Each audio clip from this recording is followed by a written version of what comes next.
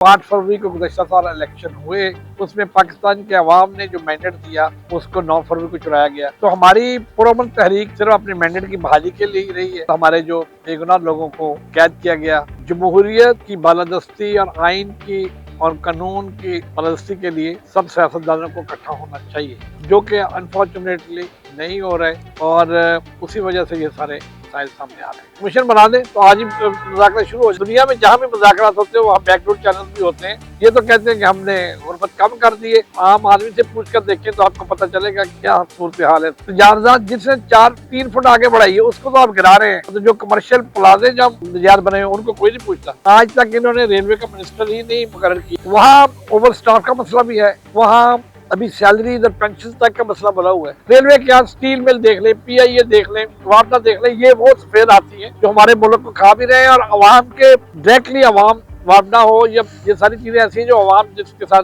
भुगत रही है। अस्सलाम वालेकुम नाज़रीन, आप देख रहे हैं खबरें डिजिटल। आज हमारे साथ हल्का NA 143 के मेंबर कौमी असम्बली राय हसन नवाज साहब मौजूद हैं। आइए इनसे गुफ्तगू का आगाज़ करते हैं। अस्सलाम वालेकुम सर। सर बहुत शुक्रिया एक तो आपका टाइम देने का। सर ये बताइएगा, पाकिस्तान की सियासत अब तो वो ख़त्म हो गए हैं, मुज़ाकरात खान साहब ने ऐलान कर दिए, पाकिस्तान की सियासत का रुख किस तरफ जा रहा है?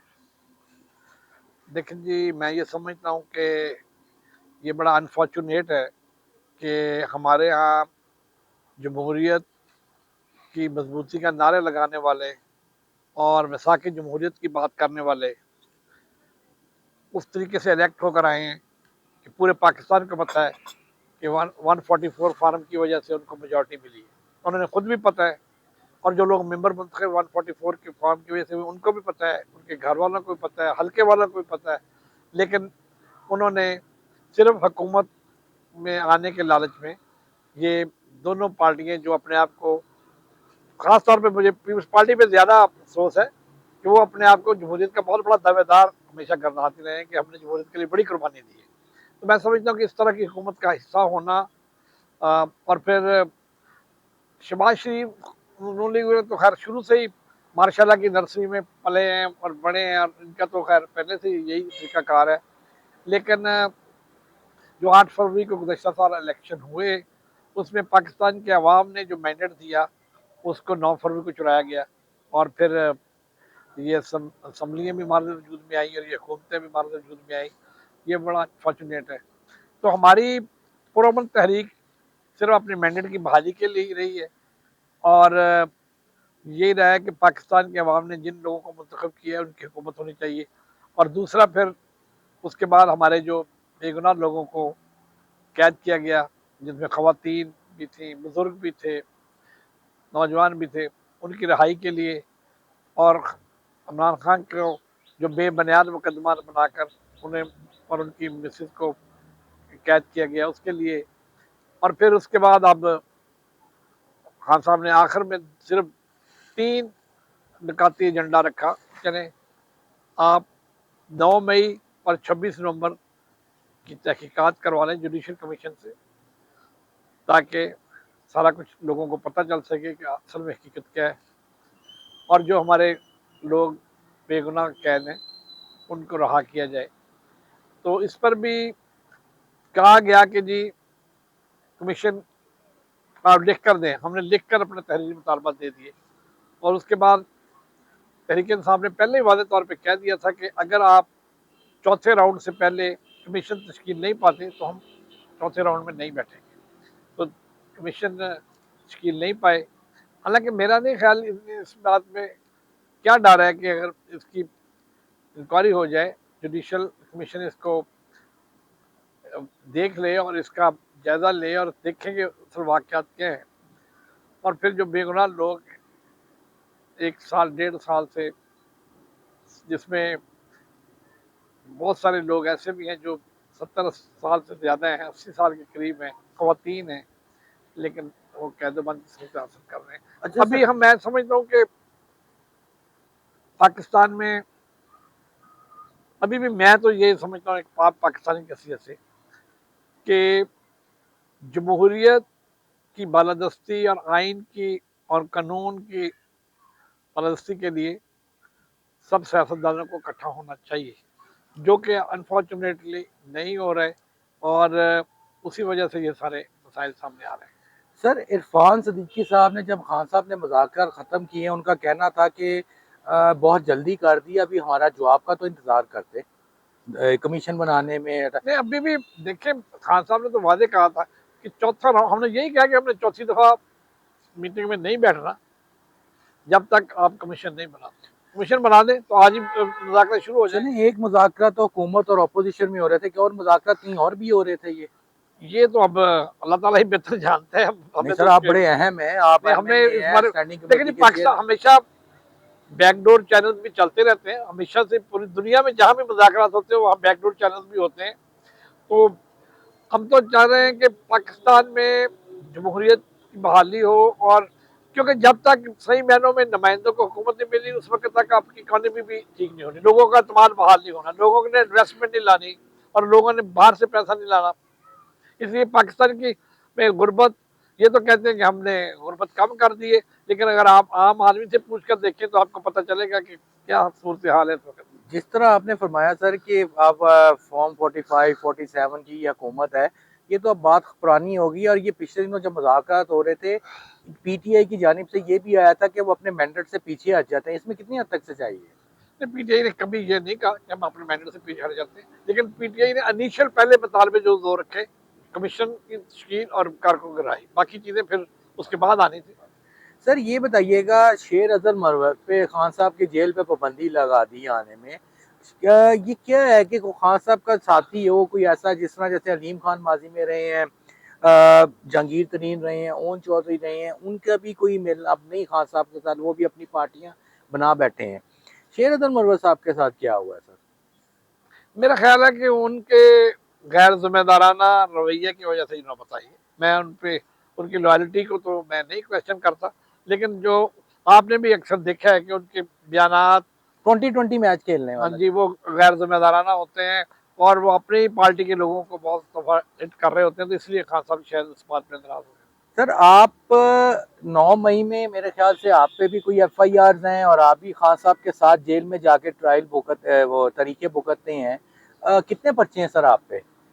जी, तकरीबन 40 के करीब 9 मई के मुकदमात मुझ पर दर्ज हैं, जो जाके तमाम के तमाम दहशतगर्दी अदालत में हैं। दहशतगर्दी के पर्चे हैं तमाम के तमाम, जिसमें 13 लाहौर में हैं, 14 रावलपिंडी में हैं और इस तरह अपना फैसलाबाद में है, 4 साहिवाल में है, मुख्तलिफ जगहों पर हैं। और उनमें बहुत सारों पे तो अभी ज़मानतें कन्फर्म हुई हैं और बहुत सारों की अभी अबूरी ज़मानतें साल डेढ़ साल से चल रही हैं, और जिस पे हमें हर रोज़ किसी न किसी जगह पर अदालत में पेश होना होता है।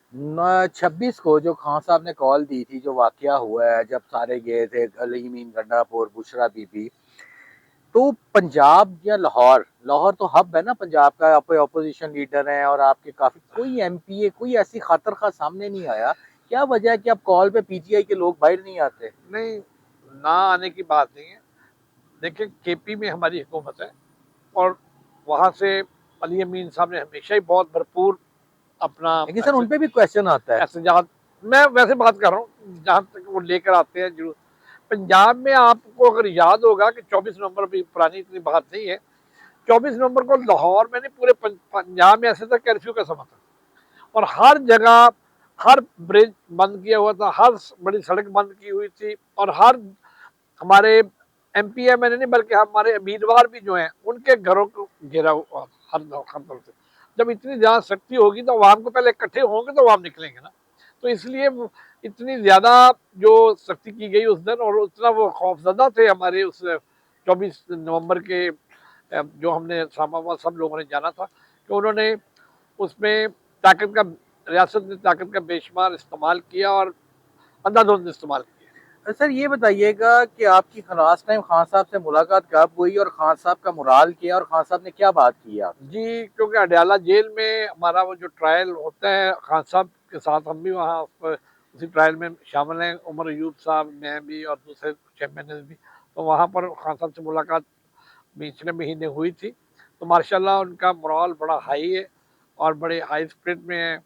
और उन्होंने हमें बताया कि मुझे, क्योंकि अल्लाह ताला ने टाइम दिया है, तो मैंने कुरान शरीफ की तफसीर पढ़ी है, या पर दीन को समझा है पूरी तरह, और मुख्तलिफ किताबें पढ़ी हैं और एक्सरसाइज कर रहे हैं, और माशाल्लाह सुपर फिट थे और बड़ा हाई स्पिरिट में थे और बिल्कुल उनका यही था कि हमने हक के लिए कर रहे हैं, अपने मुल्क के लिए कर रहे हैं, अपनी आइंदा नस्लों के लिए कर रहे हैं, तो हमने बिल्कुल भी हौसला नहीं हारना और हमने इसमें लगे रहना है और हमने ये कोशिश करनी है हम कि हमारे जो वर्कर हैं वो भी डिमोरलाइज ना हो और हम सब इस को एक इस तरह अपना कौमी फरीदा समझते हुए इस मुहिम को जारी रखें, हम पुरअमन एहतजाज को जारी रखें। सर जिस तरह आपने बताया खान साहब का मुराल बंद है, कोई डिसार्ट नहीं होते, ना मुज़ाकरात होते हैं, ना कोई टेबल पे आता है, ना पीछे जिनसे वो चाहते हैं ताकतवर हल्कों से मुज़ाकरात करना वो भी नहीं होते, तो कैसे ये रूंड किसका रोल कर देखिए बैठेगा? जी, मैंने जो खान साहब को इस 12-13 साल में देखा है, अल्लाह ताला की उन पर बड़ी मेहरबानी कि वो बहुत ईमान का मजबूत है और अल्लाह ताला की ज़ात पर ईमान है उनका बहुत ज़्यादा कि जो भी होता है अल्लाह ताला की तरफ से होता है। कोई बंदा किसी को कुछ नहीं दे सकता, ना किसी से कुछ ले सकता है और वो कहते हैं कि जब हम सीधे रास्ते पर हम समझते हैं कि हम हमारा कोई ज़ाती किसी का लालच नहीं है, कोई ज़ाती कोई दौड़ नहीं है, सिर्फ मुल्क के लिए है और अपने हकीकी आज़ादी के लिए है और अपने आइंदा नस्लों के लिए है और जमहूरियत और आइन के लिए है, तो फिर हम क्यों डरें किसी से और ना ही वो परेशान होते हैं इन बातों से। वैसे भी खान साहब का एक डायलॉग तो मशहूर है कि घबराना नहीं है तो जब वो खुद भी नहीं घबराते, लोगों को भी यही कहते हैं। सर आप पंजाब से एमएनए, इसके बाद आपसे बात करेंगे, आप स्टैंडिंग कमेटी के रेलवे के चेयरमैन भी हैं। पहले पंजाब का एक आखिरी सवाल आपसे करूंगा, आप पंजाब में रहते हैं, मोहतरमा मरियम नवाज की हुकूमत को 1 साल होने पे है, कैसे देखते हैं इसकी कारकर्दगी जी, को? मैं पंजाब से हूँ, वेस्ट पंजाब पीटीआई का मैं सदर भी हूँ, जिसमें फैसलाबाद डिवीज़न और साहिवाल डिवीज़न है। हमारे पंजाब के 4 हिस्से हैं, तो एक वेस्ट पंजाब का मैं प्रेसिडेंट हूँ पीटीआई का। मरियम नवाज की हुकूमत का मुझसे तो आप पूछेंगे तो मैं तो अपोजिशन का रुकन हूँ और उनके खिलाफ हूँ, तो लेकिन आप आवाम से पूछें कि आवाम पर क्या गुजर रही है। और पहले इन्होंने किसानों पर हमला किया, वो गंदम जो 4,000 रुपए में किसान से हुकूमत खरीदती थी, वो किसान ने 2500 रुपए में बेचने पर मजबूर हुआ। अगर आपने रोटी सस्ती करनी है तो सब्सिडी दें गरीबों के लिए, ये तो नहीं कि एक जब एक बंदे की जेब से निकाल कर दूसरे को देने की आप कोशिश करें। तो उसके बाद अब उन्होंने ताजरों के खिलाफ शुरू हुए, ठीक है, नजायज तजावजात जिसने 4-3 फुट आगे बढ़ाई है उसको तो आप गिरा रहे हैं, और तो जो कमर्शियल प्लाजे जब नजायज बने हुए उनको कोई नहीं पूछता। मतलब जो बड़े बड़े गरीब मार हो रही है, ये किसानों में भी गरीब मार हो रही है, अभी भी ताजरों में भी यही हो रहा है कि इसकी जिसकी चंद फुट आ गया ना उसकी तो सारी दुकान गिरा दी कि अभी आपने तजावजात की है, और तो जो प्लाजे बनाकर बैठे हुए हैं उनको पूछने वाला कोई नहीं है। आप रेलवे की स्टैंडिंग कमेटी के चेयरमैन भी हैं, आपने पिछले दिनों लाहौर का भी दौरा किया, इस तरह आप जाते रहते हैं, देखते रहते हैं, पाकिस्तान की रेलवे खसारे में क्यों है? खैर जी, ये तो एक लंबी स्टोरी है और इसमें जिम्मेदार तमाम वो हुकूमतें हैं जो सब 75 साल से रही हैं, क्योंकि रेलवे हमारा पाकिस्तान का नहीं बल्कि पूरी दुनिया में सबसे आरामदेह भी और महफूज तरीन और तेज तरीन जरिए है मुसाफत का, और दुनिया में पूरी में सबसे कामयाब जो जरिए है सफ़र का वो रेलवे ही है। लेकिन हमारे अनफॉर्चुनेटली रेलवे में बहुत सारे ऐसे मसाइल हैं, एक मसला नहीं है, बेशुमार ऐसे मसले हैं कि जिन पर मैं समझता हूँ कि गवर्नमेंट को संजीदगी से मेन उसको कोई हल। दो चार देखिए, बताइए सर। गवर्नमेंट की रेलवे के साथ संजीदगी का आलम ये है कि आज तक रेलवे का मिनिस्टर इन्होंने मुकर्रर नहीं किया। मतलब रेलवे को इतनी अहमियत दे रही है ये हुकूमत। पार्लियामानी सेक्रेटरी तो हैं। सर, पार्लियामेंट सेक्रेटरी तो असम्बली में जवाब देने के लिए होता है ना, मिनिस्टर ने रेल महकमा तो मिनिस्टर ने चलाना होता है ना। आज तक इन्होंने रेलवे का मिनिस्टर ही नहीं मुकर्रर किया। क्या वजह सर इसकी? ये तो मुझे शबाशी बता सकता है, मैंने तो असम्बली में तो खड़े होकर भी असेंबली कहा में है। आपने कहा नहीं? मैंने असम्बली में खड़े होकर कहा है कि मैं कहती रेलवे में आपकी जो आप जितनी आप इसको अहमियत दे रहे हैं वो तो नजर आ गई है कि आपने मिनिस्टर तक मुकर्रर नहीं किया इसका। तो जवाब वो पार्लियामेंट सेक्रेटरी खड़ा कहती ये तो जी प्राइम मिनिस्टर का है, उसने करना। तो मैं प्राइम मिनिस्टर को मैं कह रहा हूँ कि ये मतलब इतना इनकी संजीदगी है रेलवे को ठीक करने में।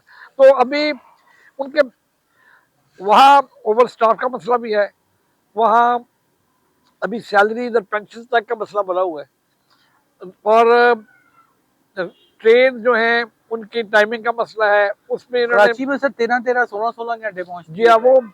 वो ट्रैक बहुत पुराने हैं उनकी। जो अगर आप उनकी बात सुने तो वो कहते हैं ट्रैक बहुत पुराना है, ML1 ही इसका हल है। ML1 अल्लाह करे कि चाइनीज गवर्नमेंट के साथ हमारा जो चल रहा है उसमें ये ML1 के मनसूबा शुरू हो सके। कब तक सर उम्मीद रखते वो हैं? कह रहे हैं जी कि ये चाइना वालों ने अभी लास्ट वाली जो मीटिंग हमारी स्टैंडिंग कमेटी हुई थी उसमें चेयरमैन रेलवे और सेक्रेटरी रेलवे ने बताया कि अभी चाइना की टीम ने आना है, फाइनल उन्होंने फिर इसको करना है, तो उसके बाद होगा। वो वैसे भी वो 10 साल पर सूबा है। 5 साल पहले कराची से मुल्तान, फिर मुल्तान से पेशावर, अगले 5 साल। तो लेकिन मैं कहता हूँ अगर शुरू हो जाए तो वो काफ़ी बड़ी गेम चेंजर होगा।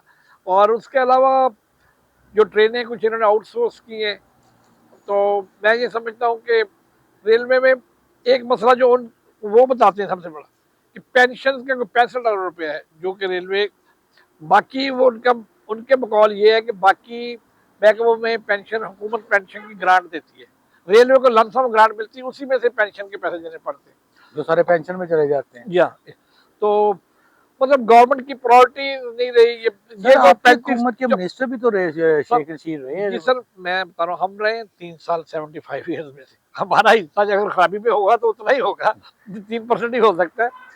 जब 35 साल से 4 4 दफा प्राइम मिनिस्टर, मतलब 3 दफा नवाज शरीफ रहा, 2 दफा शहबाज शरीफ बन गए, पीपल्स पार्टी भी 4 दफा प्राइम मिनिस्टरशिप कर चुकी है। तो मैं समझता हूँ कि जो पिछली गवर्नमेंट रही है उन्होंने रेलवे क्या, स्टील मिल देख ले, PIA देख ले, वापडा देख ले, ये वो सफेद आती है जो हमारे मुल्क को खा भी रहे हैं, और अवाम के डायरेक्टली अवाम वापडा हो, या ये सारी चीजें ऐसी हैं जो अवाम जिसके साथ भुगत रही है। तो इनको सही करने के लिए और इन संजीदगी के साथ इनको एक ट्रैक पे चलाने के लिए संजीदा कोशिश पिछली हुकूमत ने नहीं की, ना ये हुकूमत कर रही है। रेलवे के इतने असासे हैं क्यों नहीं आउटसोर्स करते जिससे इनकम जनरेट हो? अभी वो कब्जे हुए लोगों के या जो है अभी वो कह 20-25 रहे हैं सालों कि से जी बैठे हैं। सुप्रीम कोर्ट ने हमें एक दिया है कि आप लीज पर इनको दे सकते हैं। तो अभी देखें, अभी शायद वो कह कॉल उनके कि अभी इनकम कुछ बढ़नी शुरू हुई है, इस वजह से कि हम अब लीज 23 साल की और 33 साल की और 5 साल की लीज का हमें एक प्रोग्राम उन्होंने दिया है, शायद उसमें कुछ बेहतरी आए। Being a standing committee chairman, आपने क्या पूरे पाकिस्तान में कोई रिपोर्ट मंगवाई है कि कितनी जमीनों पे रेलवे की और कितनी जी बिल्कुल, हमने पहली दूसरी मीटिंग में तमाम DS बुलाए थे, DS कराची, DS मुल्तान, पेशावर, क्वेटा, लाहौर, और सारी रिपोर्ट भी मंगवाई कि कितने ज़मीनों पर कब्जा है, कमर्शियल पे कितनी पर है, एग्रीकल्चर पे कितनी पर है, और कच्ची आबादी कितनी पर है, कितना बनता है, और कोई इनके आइडिया है? वो तो बेशुमार रकबा है, बहुत रकबा है। और अभी बकौल उनके ये है कि अब ये जो नया सुप्रीम कोर्ट से उनको एक मिला है, उसकी वजह से कुछ बेहतरी कुछ सालों में आ जाएगी इस कब्जे में, लेकिन बहुत ज़मीनों पर कब्जा है, और प्राइम लोकेशन, खासतौर पर लाहौर और कराची में प्राइम लोकेशन पर कब्जा है। बहुत शुक्रिया राय साहब आपका टाइम देने का, बहुत थैंक यू वेरी मच। बहुत शुक्रिया साहब।